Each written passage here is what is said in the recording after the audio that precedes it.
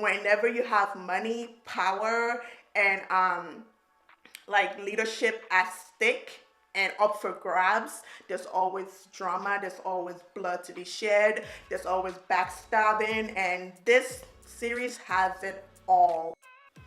Hey y'all, so today we are going to be reviewing Amazon Prime's newest must see, Riches, okay?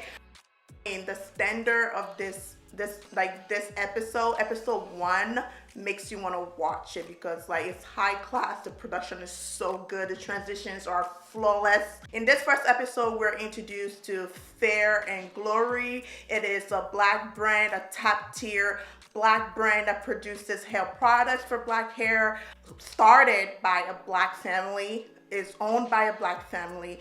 We open up to an interview with the patriarch of the Richards family, also known as the Riches.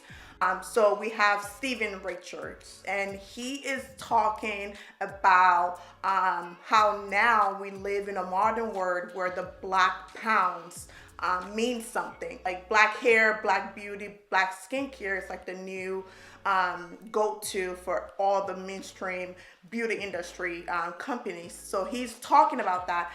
This series is filmed in London, so the currency is pound. We do have an intercontinental cross between the US and London. So scene 1, again, it's the interview. He's talking to a reporter, talking about the brand. And then we go to scene 2 and we're in the United States in Brooklyn, New York. We meet Nina Richards. Nina Richards is played by Deborah Ayurinde. I may be saying it wrong. Deborah Ayurinde. She's currently the vice president of marketing at her company. Just closed out a big deal, and it's being celebrated. So she goes out to the club, with her coworkers. So while out celebrating, she gets a phone call, and it's by an unknown number. It's not saved in her phone as anything. So she asks, how did you get this number? She's wondering like who's calling her, why are you calling her? And then next thing we're in back to UK. The dad, this guy, Stephen Richards, out of nowhere, he gets a heart attack and he passes. Okay, so when he dies is when we learn a lot more about his family. He has 3 kids with the new wife that he has in London, Gus Richards, Alicia, and Wanda. But then in Brooklyn, we learned that he actually is the father of Nina Richards and her brother, Simon Richard. Simon is trying to convince Nina to go to London to help, for the funeral. And she doesn't want to go because we get to learn that, he wasn't really there for their family. He abandoned their mom. And so she is resentful. She doesn't want to go. But he convinces her and they decide to go to London. Over in London, stepmom is trying to rush everything. She wants the funeral date changed. She moved it to an earlier time. She wants the will read and executed immediately. The guy is not even in the ground yet, and she's just ready to move on. Then Nina and Simone, because they were flying in from the USA, they missed the funeral. Okay, so they ended up showing up to the house at the will reading because they couldn't go to the funeral because it already happened. She didn't tell them. She was aware of their coming, but I guess she wanted to take that away from them and show them that they had no say. So at the will reading, you have the 3 kids. That's Wanda Richards, that's Alicia Richards, and Gus Richards, okay? And then you have Nina and Simone, who just arrived from the US. And then you have Gideon. Gideon is the executor of the will. He's the dad trusted friend. So he, tells them, this is the new will. They show the video of the dad, attesting to whatever it is that's in the will. He leaves the house, the mansion, that house is, it's a castle, top-notch. He leaves the mansion to his wife and monthly stipends. He leaves his biological bloodline. He leaves $30 million to them. We're assuming that those are the 3 kids. However, he did say biological bloodline. So as of now, we're counting 5 because you have the 3 with the stepmom and the 2, Nina and her brother.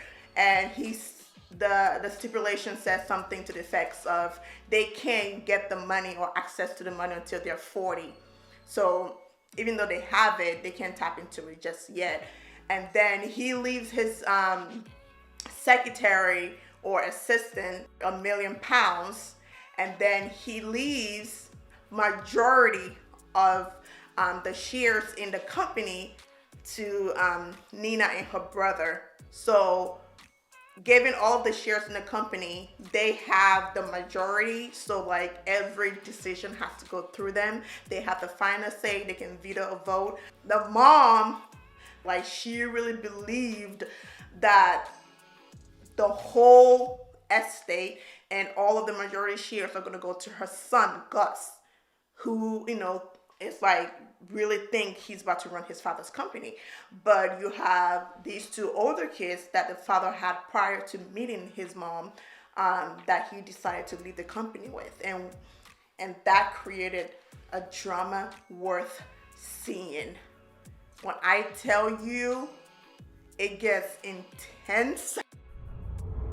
That's where we're at on episode number 1. Oh my God. I can't wait for episode number 2 because we already know whenever you have money, power, and like leadership at stake and up for grabs, there's always drama, there's always blood to be shed, there's always backstabbing, and this series has it all.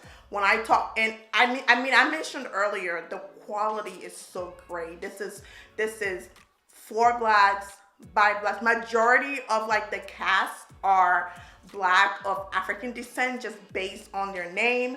Sarah Niles, she's playing Claudia Richards. Adenyenka Akinrinade, and she is Alicia. We have Ola Oribiye, and he's Gus. We have Neka Okoye, and she's Wanda.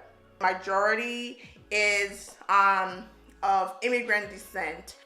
The quality, the sound, the visual, the outfit, the fashion, the blackness, the hair, like, you know what?